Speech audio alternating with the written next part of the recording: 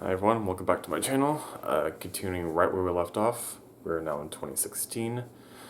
As I said previously, I had been going to therapy. I started going back into the dating scene June of 2016, thinking that I was all ready to, you know, be someone's partner. And I was in a better mental state than I was, which I was. I was in a better mental state around this time. I was. But things were just still really crazy for me when it came to the dating scene. So, in June 2016, get back on the dating sites. The first guy, sorry, I'm big into the closet. The first guy I go on a date with for a year and a half, after a year and a half of being totally single, acts super interested in me, wants to get to know me, even told me, hey, if things get more serious, we can go back and forth to each other's hometowns, or however you want to call it, because he lived 2 hours away from me, with about an hour north of Sacramento. But that was okay because I was like, okay, I'm moving to Sacramento, so I'll be closer to him if we are still dating by the time I move to Sacramento for school. So no biggie. Really handsome guy. We got along great over text. However, when we met in person, he acted like he was just totally uninterested the whole time. He's totally spaced out. Didn't ask me about myself. Made random comments about the architecture of the place we were in.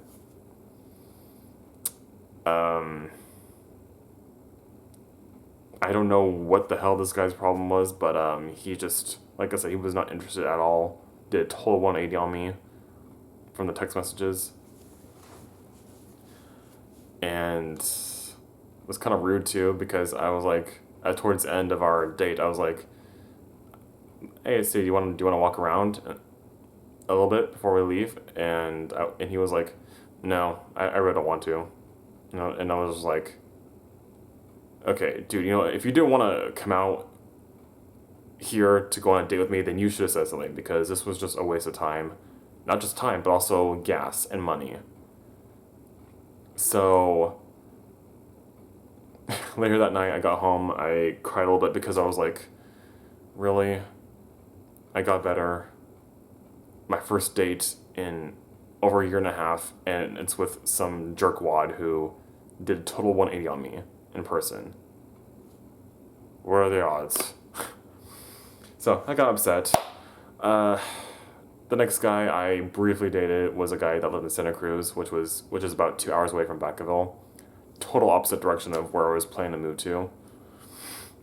But for some reason, I don't know why I thought I could make it work, but big shocker, it didn't. It ended very quickly because, like I just said, long distance relationship, I couldn't handle it as much as I thought I could have, and neither could the other guy. But we ended on good terms, and I still talk to him to this day, so that's okay. But now I learned that I for sure cannot do long distance of any kind, like no more than 60 minutes away from whichever location I'm at. Like, I know that for a fact that I cannot do it.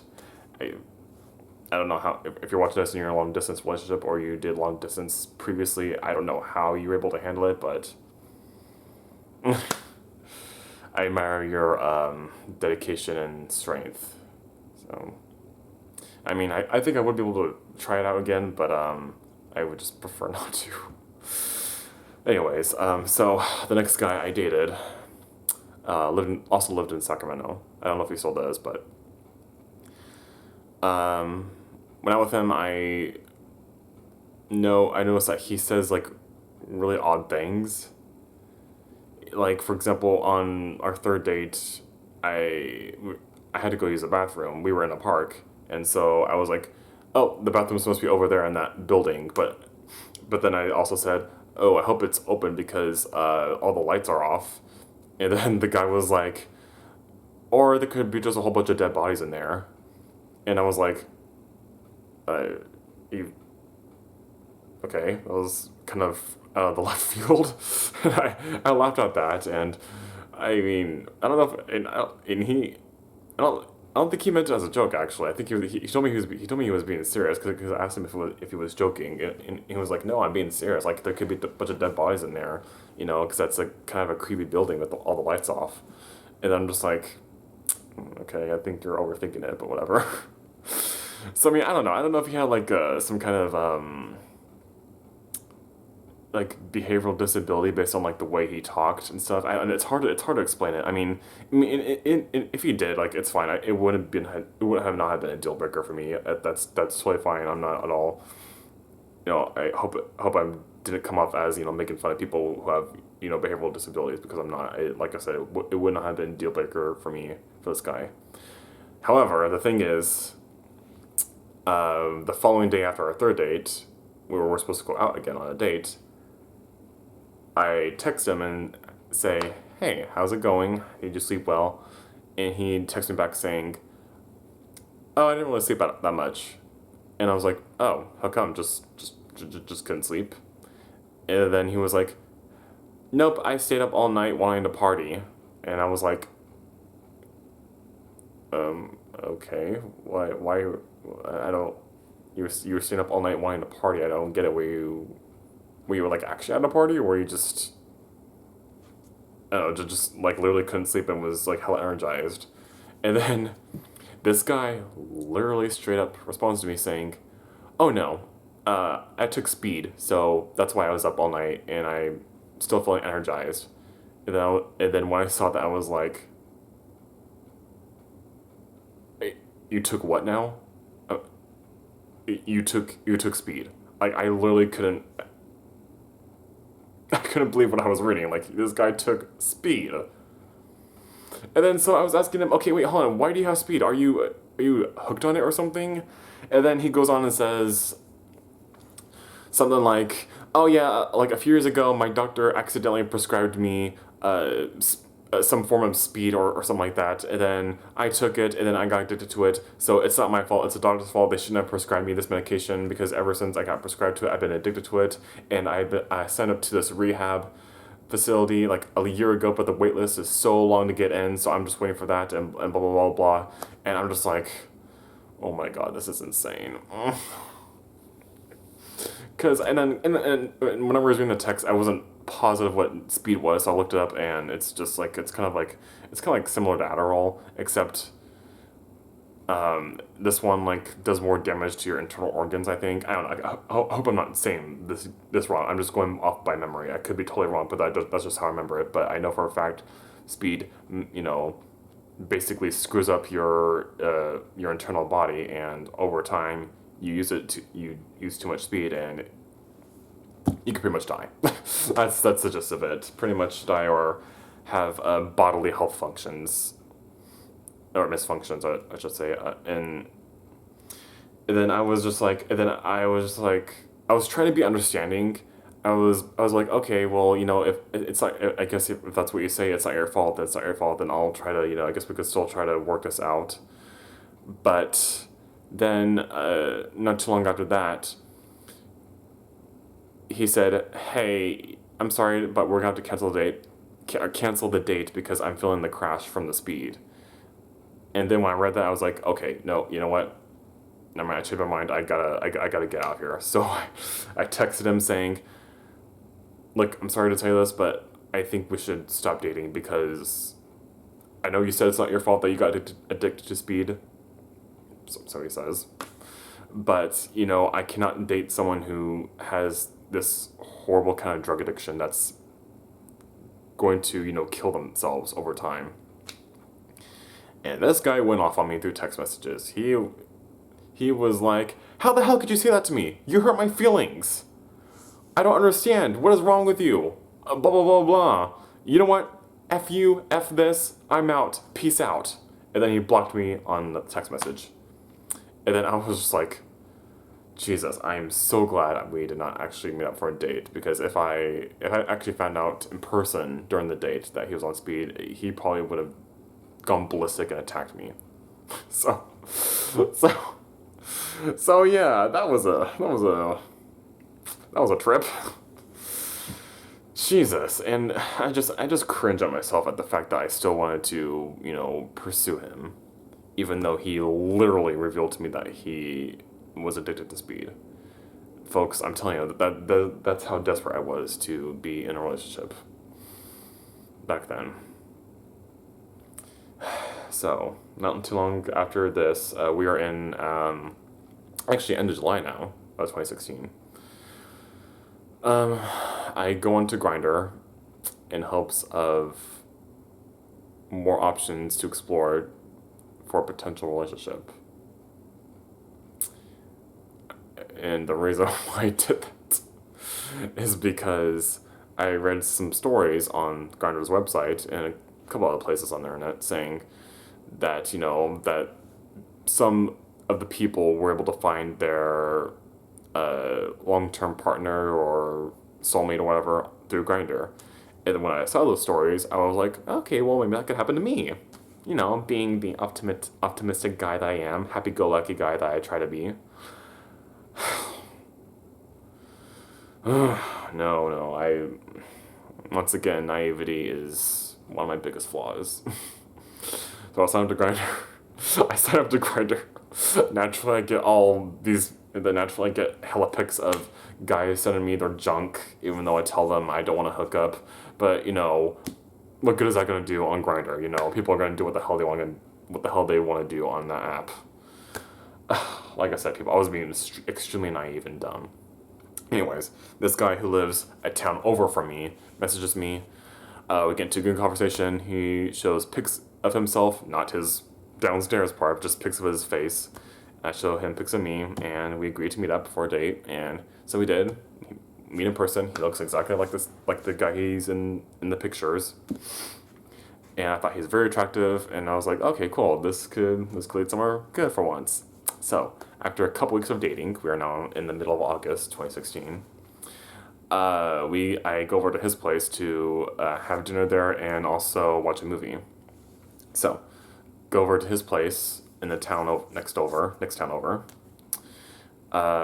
Invites me into his condo. He lives with a roommate. I go into his room, and literally every square inch of his room's floor is covered with wrinkly, old, messed up clothes.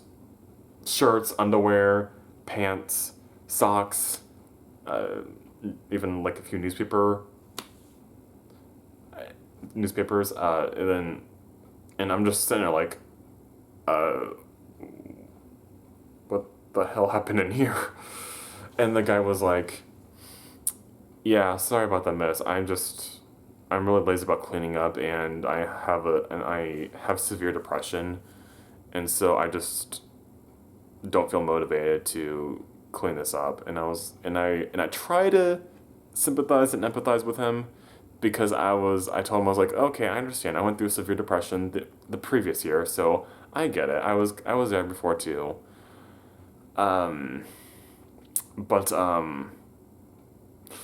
then I was debating myself, not too long after this. I was like, oh my god, is this a deal breaker? Because like, his room was covered to the brim with clothes that probably haven't been washed for who knows how long. Like, is that a deal breaker? Would I be selfish to break up with this guy over that? So I was debating it, and one night when I was supposed to come over to spend the night, after that night, he canceled me last minute saying, no, don't come over here, I got sick.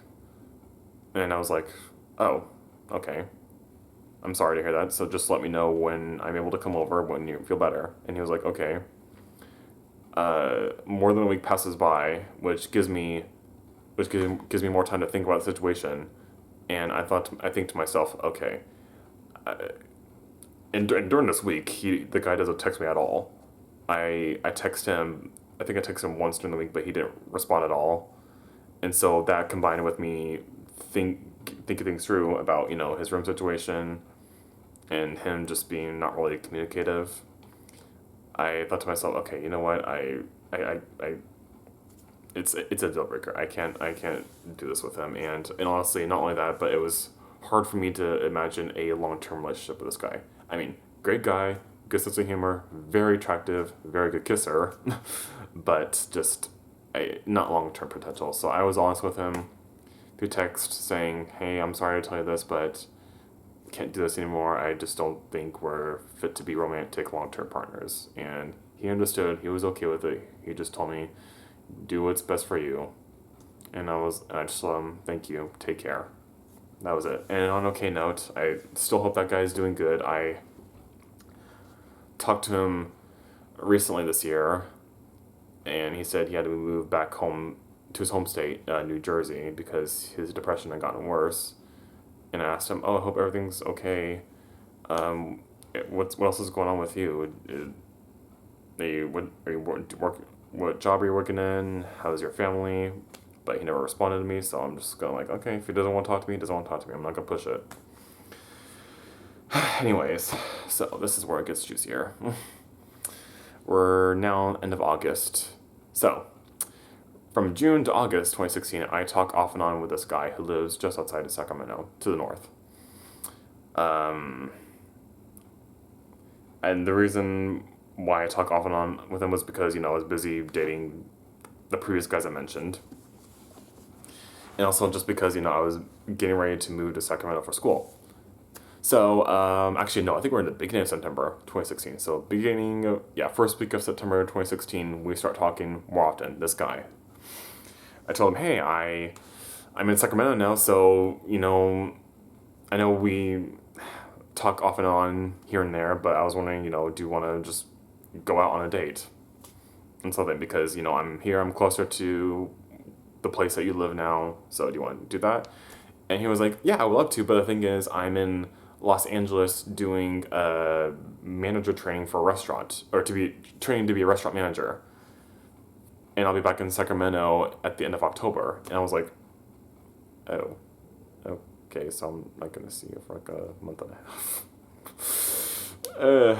But through the conversation, we talked pretty good. We had a lot of stuff in common.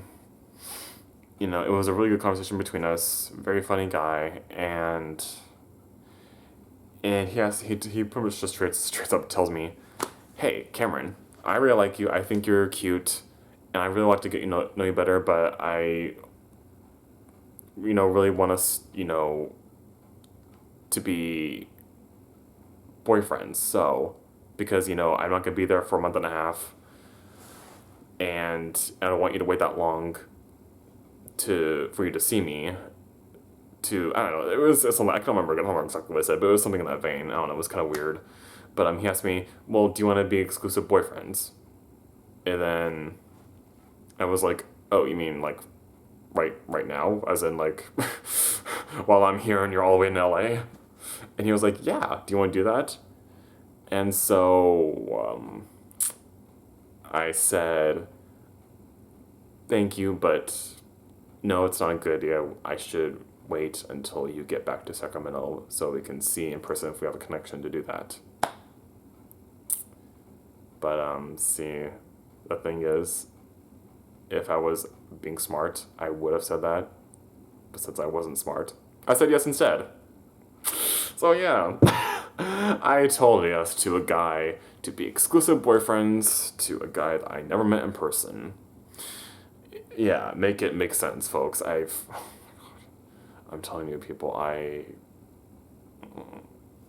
lose myself when it comes to dating.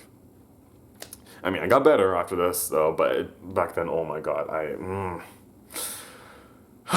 okay, but it just gets crazier than on, folks.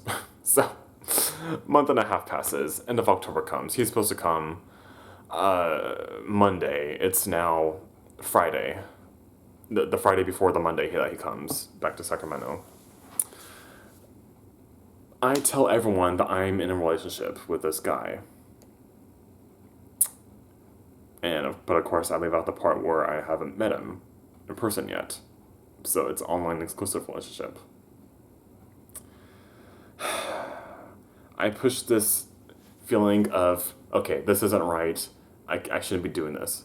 deep down into me until, it eventually just comes up during this time, end of October 2016.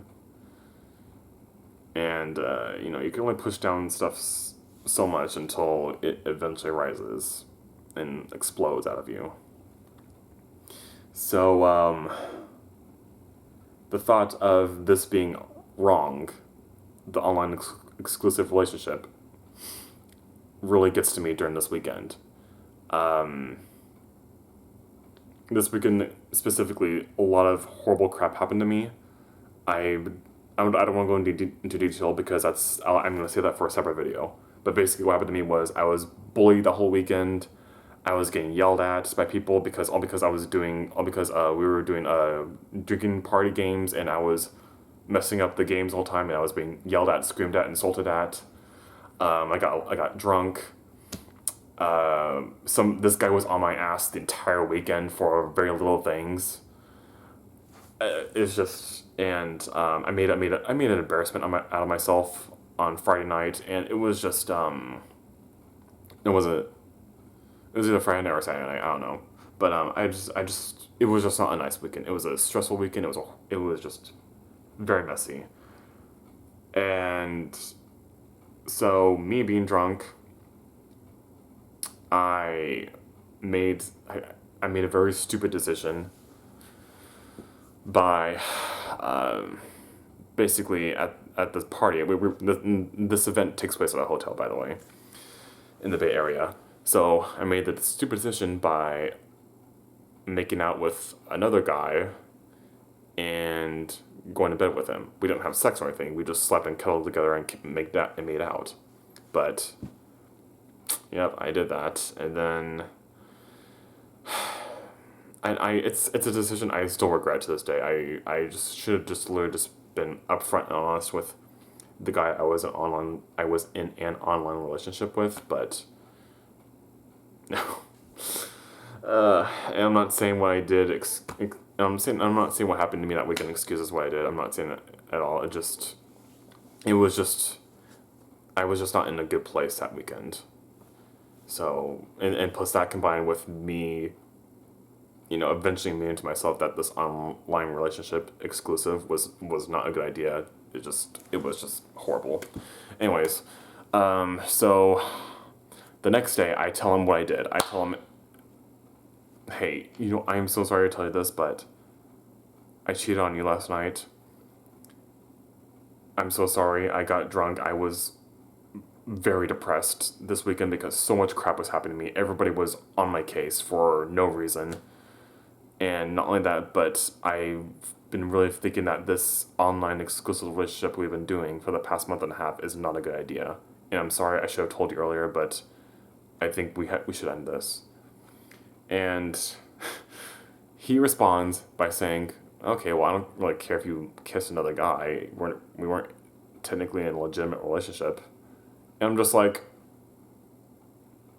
what do you mean? I mean, yeah, I agree it wasn't a legitimate relationship, but this guy made it seem like it was, because the time before this weekend happened, he tells me, we were flirting with each other constantly, and he tells me through text, before even meeting me in person, that he wants to spend the rest of his life with me. Yeah, that just says it all right there. And I didn't say anything back. I just said, oh, cool, that's good to know. So Sunday we get into it over text message. But then eventually we calm ourselves down. We were both like, okay, you know what? Let's just meet in person tomorrow when he comes back from LA. Meet in person, see how it goes. And I was like, okay, you know what? That's fair enough. Monday comes, I meet him in person. He does not look anything like his profile pictures. And he even acknowledged that. He was telling me a story about how some other guy he dated told him that he didn't look anything like the pictures he put up on Plenty of Fish. Plenty of Fish is where I originally first started talking to him at. And I didn't say anything, but in my head I was like, well, that guy was right. I don't know what you're so surprised about, because the pictures that this guy took, he took him at an angle where you couldn't like see his complete face. It was like a kind of like a little bit of slight angle. It was like really closer to his face, so you couldn't get a whole picture of his face. But from what I saw, I thought he looked cute. But in person, it was just.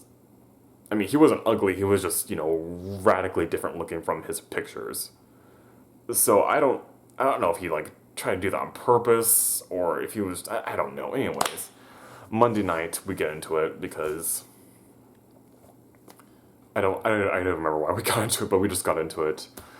Basically, but to speed this whole thing up, from October 2016 to February 2017, it was just on and off.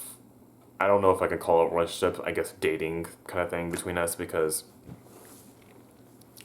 the main factor for why we were on and off, besides him looking like a completely different person and the online relationship thing, was that he thought he was fat. And I told him, no, you're not fat, you're average. At very most, you're slightly overweight, but I do not consider you fat. And that was the main argument or main topic whenever we got into argument. Saying crazy stuff like, oh, you don't want to hang out with me because you think I'm fat. Or, oh, you don't want to have sex with me because you think I'm fat. And,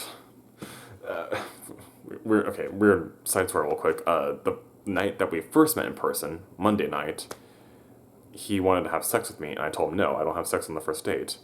And later on, he told me that he drove home crying because I didn't want to have sex with him on the first date. And then he was like, it's because you thought I was fat, wasn't it? And I was like, no, literally just told you the reason why I didn't want to have sex with you is because I don't have sex on the first date. Sorry if you can't handle that. Anyways, so yeah, during the 4 months that we were kind of sort of together, every time we argued that he would turn it back into him being fat. And I would tell him repeatedly, and probably like a million times, that, dude, you're not fat, I do not think you're fat. Come on. Like, get a grip on yourself. So, it just got exhausting to the point where in February 2017, I told him, you know what, I'm done with this. I can't do this anymore. This is just exhausting. This is trying to deal with. I don't think we're meant to be, romantic long-term partners. And then he responds to me, going off of me and saying like, you know what, I'm tired of this crap too. Our talking with you is like talking with a child sometimes. We're done. Don't ever talk to me again. Then he blocks me on Facebook, and I was like, oh. Well, he blocks me while I'm typing a message to him in response on Facebook. So when I saw that, I was like, oh, hell no. No, I'm going to get the final word on this. Which I know it's a petty thing to do. And so I saw that he hadn't blocked me on Instagram yet. So I sent him a message on Instagram saying something like, funny how you call me a child, yet here you are, assuming that the reason why I don't want to be with you is because you're fat. No, that's not the reason. And, not only that, but you blocking me. You were sitting here calling me a child, yet you're the one that's screaming at me, assuming things and blocking me. Really? So, after I sent that message, I found out shortly after that he blocks me there too. I'm like, whatever, dude. So not worth it. So I'm gonna end this video right here. The next part is gonna be about me getting back together with my ex, and that's my first ex, the one that treated me like crap on the cruise ship. And I'll explain why I got back together with him and how that ended up. So stay tuned. See you guys later. I hope you have a great day. Bye bye.